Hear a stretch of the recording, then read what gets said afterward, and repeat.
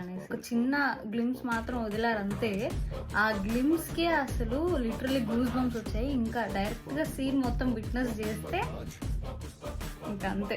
మన తిరుపతి వాళ్ళందరికీ తెలిసింది గంగమ్మ జాతర అంటే మనకి ఎంత స్పెషలో. ఇప్పుడు దాకా గంగమ్మ జాతర అంటే ఓన్లీ మన తిరుపతి వాళ్ళకే కొంచెం బాగా తెలుసుంటుంది.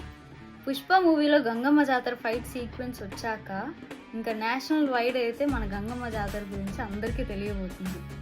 ఒక తిరుపతి అమ్మాయిగా గంగమ్మ జాతర ఫైట్ సీక్వెన్స్ కోసం నేనైతే చాలా వెయిట్ చేస్తున్నాను. మూవీ ప్రతి ఒక్కరూ చూడండి, రివ్యూస్ బేస్ చేసుకొని మూవీ అయితే చూడకుండా ఉండకండి. హ్యాపీగా మీ ఫ్యామిలీతో కలిసి థియేటర్కి వెళ్ళి మూవీ అయితే చూడండి. నేనైతే చాలా అంటే చాలా క్యూరియస్ అండ్ ఎక్సైటెడ్గా ఉన్నా. నాకు తెలుసు మీరందరూ కూడా ఇంకా డబల్ ట్రిపుల్ ఎక్సైట్మెంట్తో ఉన్నారనేసి. అండ్ 3 years ఆఫ్ వాళ్ళ హార్డ్ వర్క్కి, 3 years కాదు ఇంకా పుష్ప Part 1 కూడా ఉంది, 5 years ఆఫ్ వాళ్ళ హార్డ్ వర్క్కి ఫైనల్లీ ఈ రిలీజ్ డేట్ అయితే వచ్చింది.